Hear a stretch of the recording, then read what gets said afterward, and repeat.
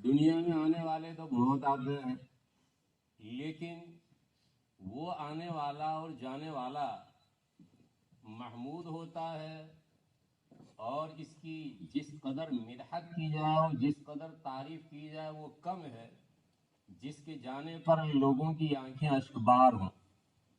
ولدتک اذ ولدتک امک باکیہ والناس حولک یضحکون سرورا فاعمل لعلک ان تکون اذا بکوا فی یوم موتک ضاحکا مسرورا۔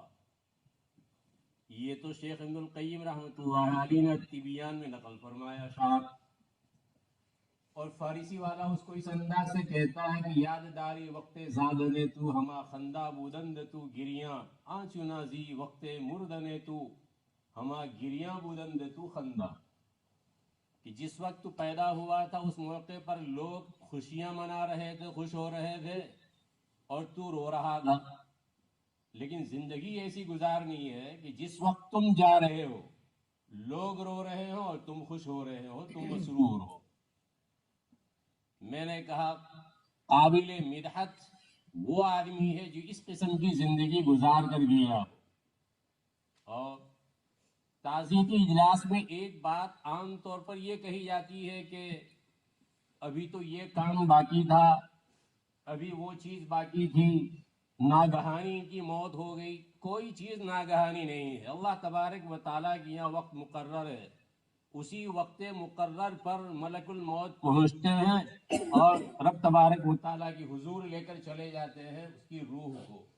لہذا یہ قابل اصلاح چیز ہے جس میں یہ کہا جاتا ہے کہ ناگہانی موت ہو گئی، بے وقت موت ہو گئی۔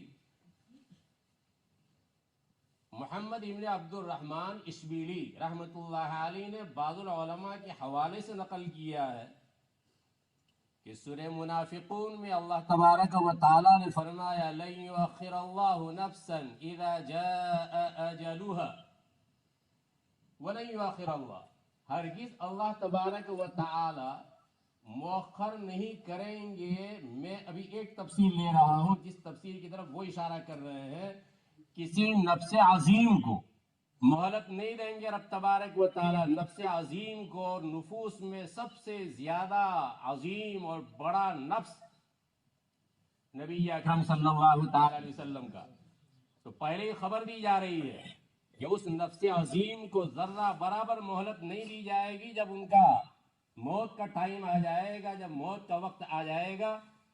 یہ 63ویں نمبر کی سورت چل رہی ہے سورہ منافقون، اور نبی اکرم صلی اللہ تعالی علیہ وسلم کا 63 سال کی عمر میں انتقال ہو رہا ہے۔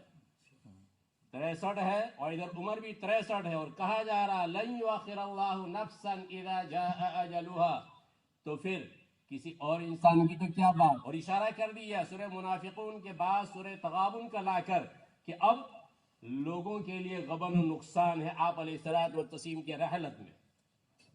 میں یہ عرض کر رہا تھا کہ جب نبی اکرم صلی اللہ تعالی علیہ وسلم کی موت اور رحلت وقت مقرر پر ہے اور میعاد معین میں ہے، تو کسی اور انسان کی موت اور ناگہانی کیسے ہو سکتی ہے، جبکہ ہر نفس کے بارے میں یہ لکھا جا چکا ہے کہ فلاں وقت میں اس کی موت آنی ہے، فلاں وقت میں اس کی موت آنی ہے۔ انسان اپنے مفادات کو اور اپنے فوائد کو سامنے رکھتے ہوئے اس قسم کی باتیں بول دیتا ہے، لیکن جو بڑے لوگ ہوتے ہیں ان کی سرزنش ہو جاتی ہے اور گوشمالی ہو جاتی ہے اس قسم کے الفاظ کے بولنے پر اور جملوں کے بولنے پر۔ بہرحال حضرت نور اللہ مرقدہ ایک وقت تک اس دنیا میں رہے، جب تک اللہ تبارک و تعالیٰ نے چاہا انہوں نے زندگی گزاری۔ اب ان کی زندگی سے ہمارے لیے جو اسباب اخذ ہو سکتے ہیں اور جو اسباب مستفاد ہوتے ہیں یا جن کا استنباط کیا جا سکتا ہے، ان کو استنباط کر کے اور ان کا استخراج کر کے ان کو نکال کر نتیجہ سامنے لایا جائے، تاکہ اس کے نتیجے میں اس ڈگر کے اوپر، اس راستے کے اوپر ہم بھی چل سکیں، اور کم از کم انہوں نے جتنی مساعی کی، انہوں نے جتنی جد و جہد کی، اتنی اگر نہ کر سکتے ہوں تو اس کا عشر عشیر تو ہم کر سکیں۔ حضرت نور اللہ مرقدہ نے بڑی ہی عسرت میں زندگی گزاری ہے اور فقر و فاقہ کی زندگی گزاری ہے، کوئی عیش تعیش کی زندگی نہیں۔ شروع ہی سے ان کی زندگی اس طریقے سے رہی ہے، لیکن اس کے باوجود انہوں نے میدان علم میں جب قدم رکھا ہے تو جس قدر مشقتوں کو اپنی خوشی سے اختیار کیا ہے ویسا کوئی اور اختیار نہیں کر سکا. دیکھیے ایسی عظیم ہستیاں ایک وقت کے بعد پیدا ہوا کرتی ہے. جیسے شاعر کچھ کہتا ہے اور ہم اپنے انداز سے جب چاہتے ہیں تب بول دیتے ہیں، یہ ہمارا المیہ ہے. ورنہ موقع پر وہ شعر وہ فٹ ہوتا ہے، منطبق ہوتا ہے، اور نور علی نور کا مصداق ہوتا ہے، اور سونے پر سہاگے کا مصداق ہوتا ہے. ہزاروں سال نرگس اپنی بے نوری پہ روتی ہے، بڑی مشکل سے ہوتا ہے چمن میں دیدور پیدا. شیخ عبد الحمام رحمۃ اللہ علیہ کے بعد 5 صدیاں گزر جاتی ہیں، اور اس کے بعد علامہ انور شاہ کشمیری رحمۃ اللہ علیہ اس دنیا میں جلوہ فرما ہوتے ہیں. ویسے ہی حدیث کے باب میں ایک عرصہ گزر گیا. علامہ انور شاہ کشمیری رحمۃ اللہ علیہ جمیع علوم میں تبحر کے مالک تھے اور ہر فن مولا تھے. علامہ انور شاہ کشمیری رحمۃ اللہ علیہ حضرت نور اللہ مرقدہ، حضرت شیخ یونس صاحب نور اللہ مرقدہ خصوصی طور پر علم حدیث کے شاذ شغف رکھنے والے، اور علوم پر بھی عبور، اس کا انکار نہیں کیا جا سکتا ہے. لیکن میں یہ کہنا چاہتا ہوں کہ پھر اس کے بعد ایک زمانہ گزرا، ان کی نظیر زمانہ پیش نہ کر سکا، اور ہو سکتا ہے کہ آئندہ ایک عرصے تک اور ایک مدت تک زمانہ ان کی نظیر پیش کرنے سے قاصر اور عاجز رہے. لیکن میں نے کہا ہو سکتا ہے، ہو سکتا ہے، یہ ہو سکتا ہے جو بول رہا ہوں وہ حضرت نور اللہ مرقدہ کی ایک بات سے استنباط کر کے بول رہا ہوں. صحیح بخاری کی بہت ساری شرحیں لکھی گئی ہیں، ان میں سے جو معروف، مشہور اور سب سے زیادہ لوگوں کے ہاتھ میں اور لوگوں کی نظروں میں گھومنے پھرنے والی اور چلنے والی وہ فتح الباری حافظ ابن حجر اسقلانی رحمۃ اللہ علیہ. اس فتح الباری کے باب میں علامہ شوکانی رحمۃ اللہ علیہ وہ فرماتے ہیں کہ لا ہجرت بعد الفتح، لا ہجرت بعد الفتح. یہ فتح سے مراد اب فتح الباری لیا جا رہا ہے. آپ علیہ الصلوۃ والتسلیم کا ارشاد وہ فتح مکہ، کہ مکہ مکرمہ جب فتح ہو گیا تو اب چونکہ وہ دارالاسلام بن گیا ہے، لہذا وہاں سے ہجرت کرنے کی اب ضرورت نہیں ہے. وہ ہجرت اب ہجرت دینیہ نہیں ہوگی. جس ہجرت کے اوپر فضائل احادیث میں بیان ہوئے ہیں، قرآن مجید میں بیان ہوئے ہیں، ان کا ترتب نہیں ہوگا، تو وہ ہجرت ختم. ولیکن جہاد و نیہ، لیکن جہاد و برقرار ہے، اور نیت جہاد کی اگر جہاد نہ چل رہا ہو وہ ضروری ہے.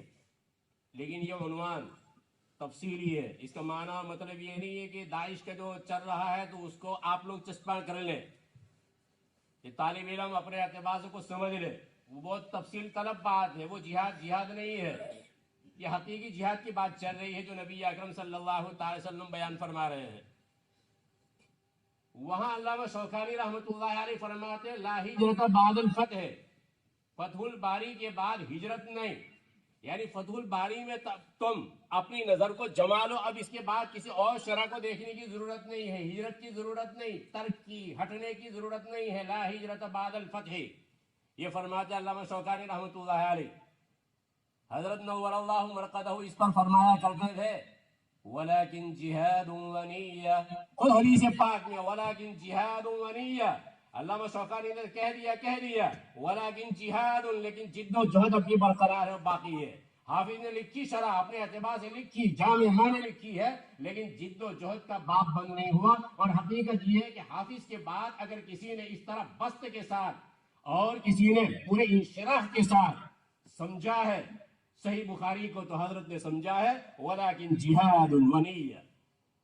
تو میں نے کہا ہو سکتا ہے حضرت نور اللہ مرقدہ کے وصال کے بعد مدت مدید گزر جائے، زمانہ نظیر پیش نہ کر سکے، لیکن آپ لوگ ہمت نہ ہاری ولیکن جہاد و نیہ، کہ ہم بھی ایسی جد و جہد کریں گے اور ہم بھی اس راستے میں اپنے آپ کو کھپائیں گے.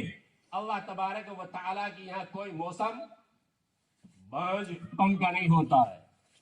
ہر زمانہ زرخیزی اپنے اندر رکھتا ہے، لیکن ذرا نم ہونا چاہیے. ذرا نم ہوتی مٹی بڑی زرخیز ہے ساقی.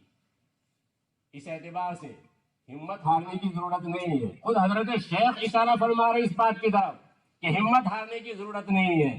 اور ویسے ان کے سامنے صحیح بخاری کا ہر صفحہ اور صحیح بخاری کی ہر عبارت، بلکہ صحیح بخاری کی ہر سطر اور مابین السطور ان کے سامنے عیاں بالکل کھلی ہوئی ایسی جیسے نظروں کے سامنے مشاہدہ کر رہے ہو. اس انداز سے کتاب بند ہونے کے باوجود حضرت کا یہ حال تھا. حضرت نور اللہ مرقدہ نے ایک تو یہ سبق دیا ہے کہ ہمیں جد و جہد کو لازم پکڑنا ہے. من جد وجد، ایک سبق ہمیں یہ ملا. اور دوسرا سبق یہ مل رہا ہے حضرت شیخ کی زندگی سے. ویسے ان کی عسرت غیر اختیاری تھی، لیکن جب اللہ تبارک و تعالی نے وسعت دی اور فتوحات کا دروازہ کھلا، ہدایہ اور تحائف کی کثرت اور بھرمار ہوئی، یہاں تک کہ شاہانہ ہدایہ بھی پہنچے. ہماری بستی کے مرحوم محمد بھائی لمباڑا نور اللہ مرقدہ، ان کو مشائخ سے اور اکابر سے بہت تعلق رہا ہے اور گہرا تعلق رہا ہے. اور حضرت شیخ الحدیث مولانا محمد زکریا صاحب نور اللہ مرقدہ کے وہ چہیتے رہے ہیں. اور ان کے نتیجے میں کئی اکابر ان کے گھر پر تشریف لائے ہیں اور سعادت بخشی ہے خدمت سے اپنی. حضرت یہ فرماتے ہیں وہ شاہانہ تحائف کی بات کرتے ہوئے کہ جس مجلس میں ان کو شاہانہ تحائف ملے ہیں، اسی موقع پر انہوں نے تقسیم کے لیے کہہ دیا کہ فلاں فلاں مقام، جس مقام کا نام لینا میں مناسب نہیں سمجھتا، تو فلاں فلاں مقام کے غرباء میں اس پوری رقم کو صرف کر دیا جائے جو ہزاروں نہیں لاکھ کی تعداد کے اندر میں ہے ریال، ان سب کو تقسیم کرنے کے لیے فرمایا. یہ ان کا جود ہے. اور یہ جود در حقیقت نبی اکرم صلی اللہ تعالی علیہ وسلم کا جو جود ہے، اس جود کو پڑھنے سمجھنے کی برکت کا نتیجہ ہے. تو میں نے کہا اسرت پہلے تھی غیر اختیاری، بعد میں یسر آسانی فتوحات کا زمانہ آیا، لیکن اس کے باوجود انہوں نے اپنی اصلی حالت کو مد نظر رکھا ہے. اس طرح اگر ہمیں یسر حاصل ہو تو اس کا معنی اور اس کا مطلب یہ نہیں ہے کہ ہم کسی طریقے پر بھی زندگی گزار لیں، پیسے آئے تو پیسوں کو اڑانا شروع کر دیں، بلکہ انہوں نے پیسہ جوڑ جوڑ کر عسرت کے زمانے میں کتابوں کو بسایا تھا. اور وہ کتابیں جو عام مدرسوں میں نہیں ملتی ہیں، وہ کتابیں ان کے ذاتی کتب خانے میں موجود ہیں. یہی شغف اور یہی تعلق ہمارا کتابوں کے ساتھ ہونا چاہیے، کتابوں کے خریدنے میں ہونا چاہیے. تیسرے نمبر پر حضرت کا اپنے بڑوں کے ساتھ تعلق ہے. حضرت نے اپنے بڑوں کے ساتھ تعلق کو استوار رکھا، برقرار رکھا، قائم رکھا، اور اس کے فیضان کو خود حضرت نے اپنی زندگی میں محسوس کیا، اور ان کی کتابوں میں ہم بھی محسوس کرتے رہیں گے ان کے وصال کے بعد اور ان کے رحلت کے بعد. اور یہ ہم لوگوں کی کمزوری ہے کہ تھوڑا بہت ہم نے کچھ پڑھ لیا تو اس کے بعد ہم اپنے آپ کو مستغنی سمجھتے ہیں اور رآہ استغنا. لیکن یہ استغنا ہمارے لیے مضر ہے، یہ استغنا ہمارے لیے کوئی محمود چیز نہیں ہے، بلکہ اس استغنا کے نتیجے میں ہم آپے سے باہر ہو جاتے ہیں اور کبر اور تکبر اور استکبار وہ پیدا ہو جاتا ہے، جس کے نتیجے میں جو کچھ ہم نے پڑھا تھا اس پر پانی پھر جاتا ہے اور جھاڑو پھیر دی جاتی ہے. لہذا کوشش اس بات کی ہونی چاہیے کہ ہم نے جن سے اکتساب فیض کیا ان سے اپنا انسلاک رکھے، ان سے اپنا تعلق برقرار رکھے، اور ہمارے اکابر جن کا نام ہم اپنے بیانوں میں لینے سے جھیکتے ہیں، شرماتے ہیں، شرمانا نہیں چاہیے. ہم ایسا سمجھتے ہیں اور ہم ایسا خیال کرتے ہیں کہ صرف قرآن اور حدیث ہی کی بات بیان کی جائے گی. بالکل صحیح ہے، قرآن اور حدیث ہی کی بات بیان کی جائے گی، لیکن یہ قرآن اور حدیث کو جنہوں نے سمجھا اور جنہوں نے اپنی عملی زندگی سے ہم کو سمجھایا، ان کی مثال بیان کرنے میں کوئی خرابی بھی نہیں ہے. لہذا اکابر علماء دیوبند کوئی معمولی چیز نہیں ہے، یہ قرآن اور حدیث کی زندہ تفسیریں ہیں، اور وہی زندہ تفسیریں ہم اپنی کتابوں میں ان کو دیکھ سکتے ہیں اور پڑھ سکتے ہیں کہ یہ ہے قرآن اور یہ ہے حدیث. لہذا غیر مقلدین کے سامنے یا کسی اور کے سامنے جھیپنے کے بجائے، شرمانے کے بجائے اور حجاب محسوس کرنے کے بجائے ڈنکے کی چوٹ پر اور سینہ تان کر کہیں کہ یہ ہے ہمارے آبا، لاؤ اگر تمہارے پاس ہو تو. تو یہ اکابر سے انسلاک وہ ضروری ہے، تعلق ضروری ہے، یہ عالمیہ ہے کہ ہم اپنے بڑوں کا نام نہیں جانتے ہیں۔ اور یہاں کے جو طلباء ہیں، یہاں کے طلباء کی ایک بڑی کمزوری یہ ہے کہ وہ انگلش کی جو علماء ہیں ان کے پیچھے دیوانے ہیں۔ ہونا چاہیے دیوانہ، ہونا چاہیے ان سے بھی اکتساب فیض اور اکتساب علم، اور زبان کا طرز، نہج، منہج، انداز وہ سامنے آنا چاہیے کہ ہمیں بھی کام کرنا ہے، اسی معاشرے میں کام کرنا ہے۔ لیکن یہ اردو کے جو علماء ہیں وہ بھی بیچارے یتیم نہیں ہیں، وہ بھی یتیم نہیں ہے، جو اکابر ادھر سے آتے ہیں وہ بھی یتیم نہیں ہے، علم کی دولت سے وہ بھی مالا مال ہے۔ اور حقیقت میں جس کو علم کہا جائے اس علم سے یہ خالی نہیں ہے، وہ علم جس کا تعلق سینے سے ہے، اور یہ علم سینہ بسینہ ہی آتا ہے۔ ویسے تو خود حدیث پاک میں اشارہ ہو گیا ہے کہ پہلے جیسا علم تھا ویسا علم بعد والوں کا نہیں ہوگا، اس میں انحطاط، تنزل، پستی آتی ہوئی چلی جائے گی۔ نبی اکرم صلی اللہ تعالی علیہ وسلم نے فرمایا ان العلماء هم ورثة الانبیاء ورثوا العلم من اخذه اخذ بحظ وافر۔ انبیاء کرام علیہم السلام نے لم یورثوا دینارا ولا درہما، دینار اور درہم کا وارث نہیں بنایا، انہوں نے وارث بنایا علم کا۔ تو یہ علماء یہ ورثۃ الانبیاء ہے، انبیاء کے وارثین ہیں۔ شیخ عارف بن ابی جمرہ رحمۃ اللہ علیہ، جن کی کتاب بہجت النفوس 4 جلدوں میں لیکن چھپی ہوئی ہے 2 میں، عجیب و غریب کتاب ہے، اور حافظ ابن حجر اسقلانی رحمۃ اللہ علیہ ان کی اس کتاب سے تبرکن بات کو نقل کرتے ہیں، اس سے اندازہ ہو سکتا ہے شیخ عارف بن ابی جمرہ رحمۃ اللہ علیہ کے مقام علمی کا اور تصوف اور تزکیہ کے اعتبار سے ان کے مقام و مرتبے کا۔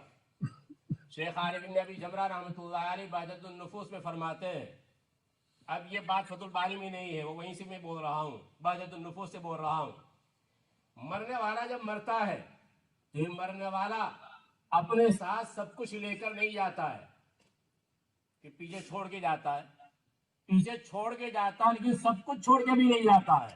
اگر سب کچھ لے کر نہیں جاتا تو سب کچھ چھوڑ کے بھی نہیں جاتا ہے، کچھ نہ کچھ لے کر جاتا ہے۔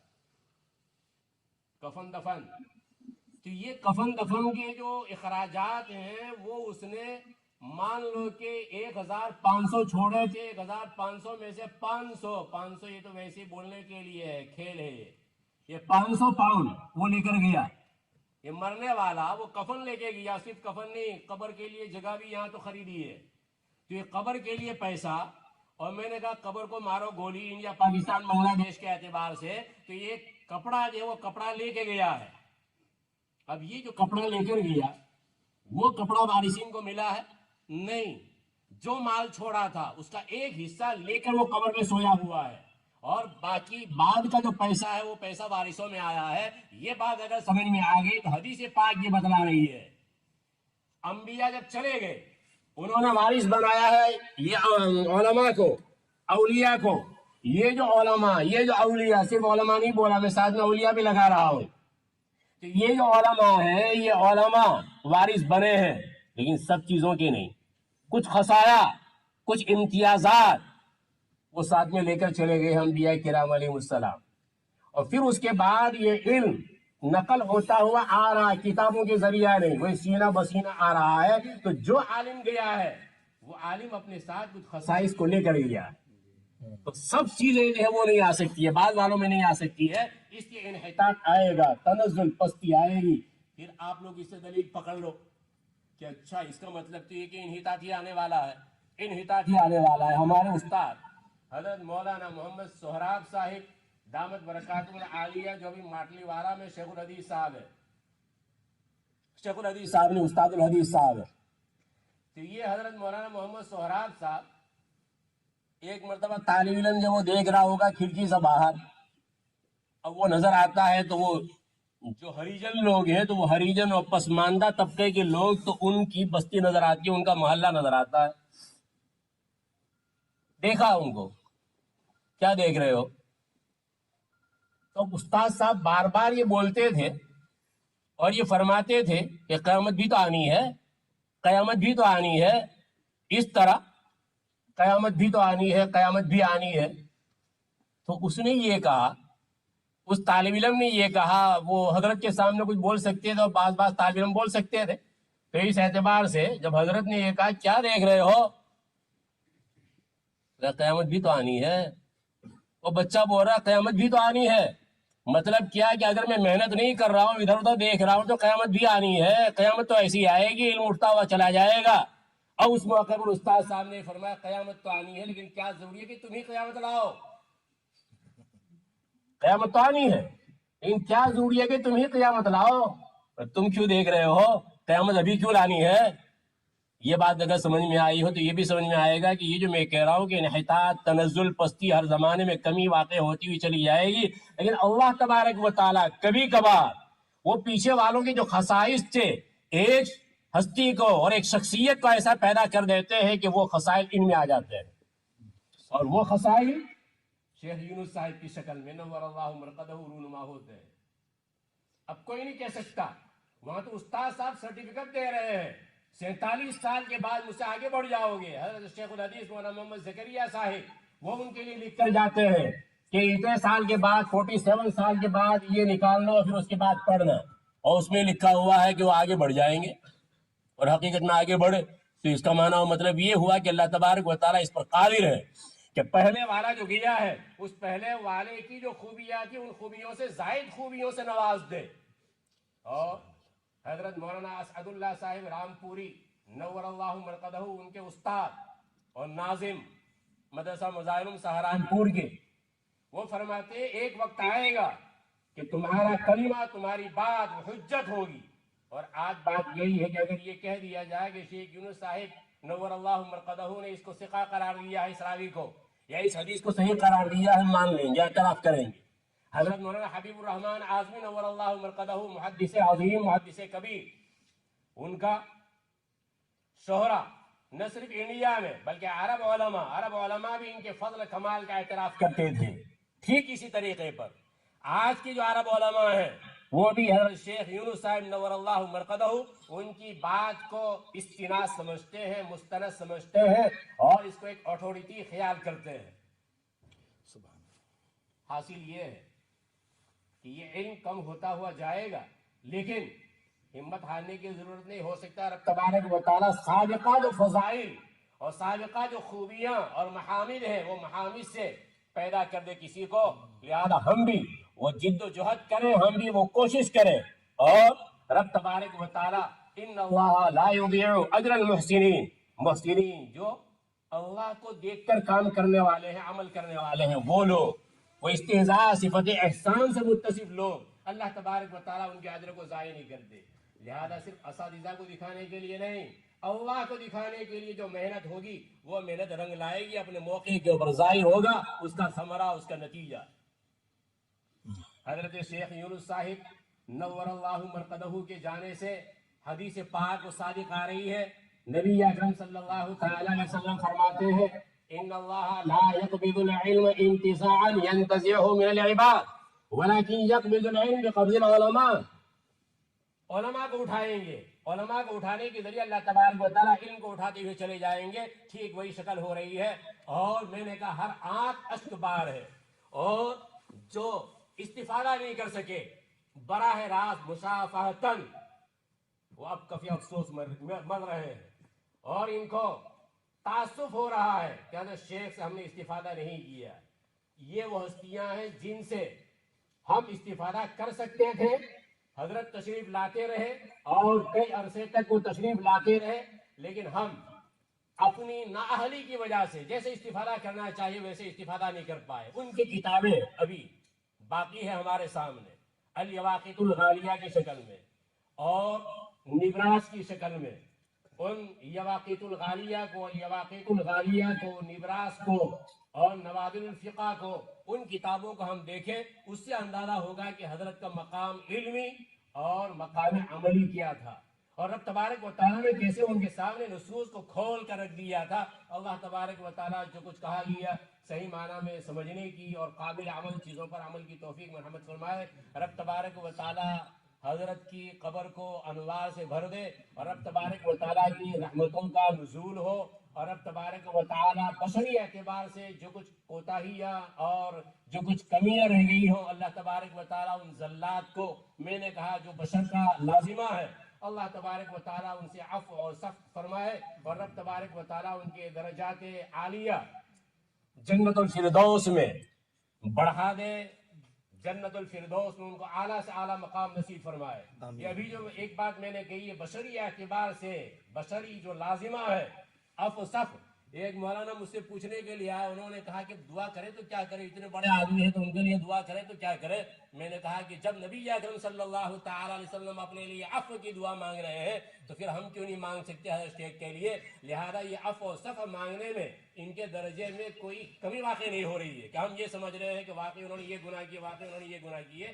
عفو و صفح کا لفظ عربی اعتبار سے بہت عموم رکھتا ہے، اس کو سمجھنے کی ضرورت ہے، اور وہاں تو وہ اشارے کے جو باتیں ہو رہی ہے قرآن اور حدیث میں اگر آپ غور کریں تو اشارے میں بات ہو رہی ہے، اور ایک لمبا چوڑا میدان علم کا وہ کھل جاتا ہے۔ اب دیکھیے، اب اسی پر میں اکتفا کرتا ہوں ورنہ بھی چلتا ہی رہوں گا میں۔ قل یا ایھا الکافرون لا اعبد ما تعبدون، اس میں 2 مرتبہ تکرار آئی ہے۔ میں عبادت نہیں کرتا ان معبودان باطلہ کی جن کی تم کر رہے ہو، اور تم میرے معبود کی عبادت نہیں کرنے والے، ابھی بھی نہیں کر رہے ہو، آئندہ بھی نہیں کرنے والے۔ تو ایک حال کے ساتھ تعلق رکھتا ہے، ایک استقبال کے ساتھ، اسے ڈبل مرتبہ وہ لایا گیا ہے۔ اس میں جلالین وغیرہ میں تفسیروں میں جو لکھا ہوا ہے اس میں اشکال ہوتا ہے۔ اشکال یہ ہوتا ہے کہ مان لیجئے کہ ابو سفیان کے بارے میں آیت کریمہ ہے، یعنی بطور مثال کے ان کے بارے میں بھی ہے، تو ابو سفیان کے بارے میں بھی ہے، تو ابو سفیان وہ تو اسلام لے آئے، بعد میں فیوچر میں مستقبل میں تو انہوں نے عبادت کی رب تبارک و تعالیٰ کی، پھر کیسے کہا گیا؟ تو وہاں جواب یہ دے رہے ہیں کہ اس سے مراد وہ ہیں، وہ کفار ہیں جنہوں نے کبھی کلمہ پڑھا ہی نہیں ہے۔ اب یہ لمبے پاپڑ بیلنے پڑے جلالین والے کو، اور میں ابھی ایک چٹکی میں اس کو حل کرتا ہوں۔ وہ کیا ہے؟ وہ یہ ہے کہ قرآن مجید یہ نہیں کہہ رہا ہے قل یا ایھا الذین کفروا، قل یا ایھا الذین کفروا نہیں کہا، قل یا ایھا الکافرون، اور کافرون یہ اس میں فاعل ہے اور وہ دوام پر دلالت کر رہا ہے، تو اس سے پتا چلا کہ جو کفر اور دائم رہنے والے ان کے بارے میں یہ سورت یا یہ آیات نازل ہوئی ہے۔ اب کیا اشکال ہوگا؟ قیامت کی صبح تک نہیں ہوگا، اس کے بعد تو اس کے بعد تو ہونے گا ہی نہیں۔ حق تبارک و تعالی عمل کی توفیق سے مرحمت فرمائے، آمین وآخر دعوانا الحمدللہ رب العالمین۔ میں اپنے چمن کا نغمہ رہا، یہ میرا چمن رنگین و حسین، آواز ہے جسے تحریک خوانی کا،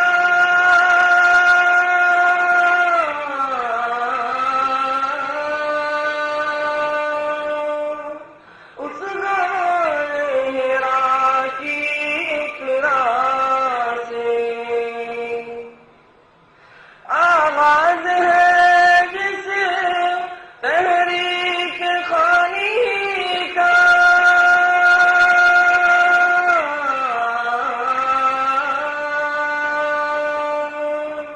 اس غار ہیرا کی اقرا سے، تحریک وہ کیا ہے کوئی پوچھے، اس میرے چمن کے گملا سے، جو نور سر پارا چمکا تھا،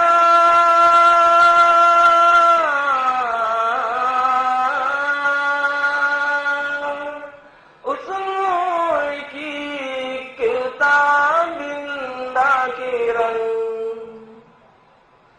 جو نور سر پارا چمکا تھا،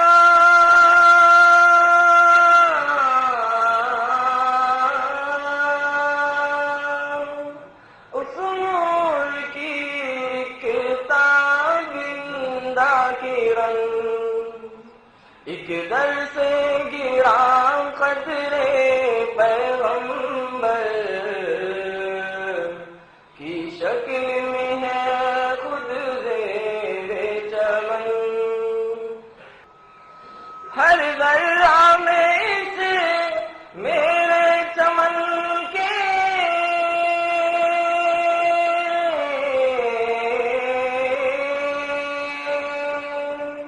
ہے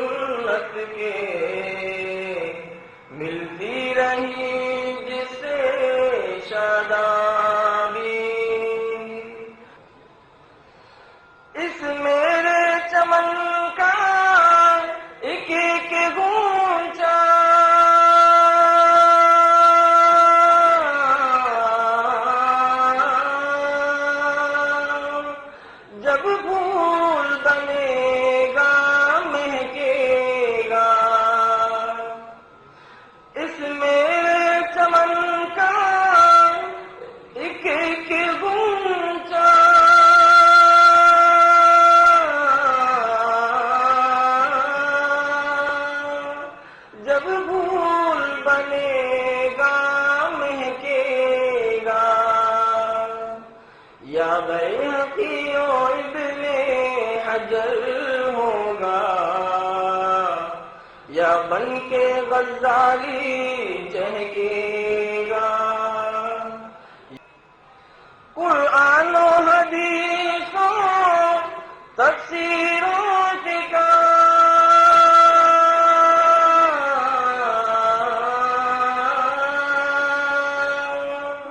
یہ سب ہے علوم ربانی۔ قرآن و حدیث و تفسیر و فقہ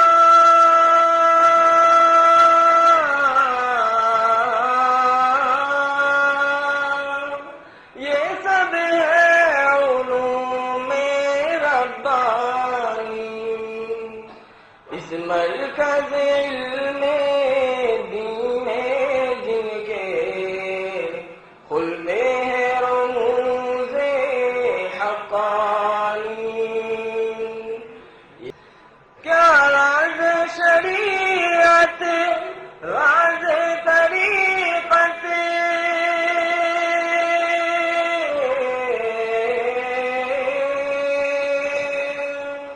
کیا معرفت اور کیا ہے حقیقت، کیا راز شریعت راز طریقت،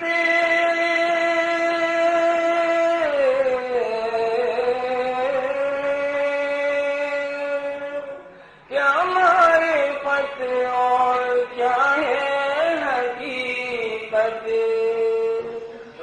راضی کبھی رومی تک پہنچے گی اس باغ کے پھولوں کی نکہت۔ یہ مدرسہ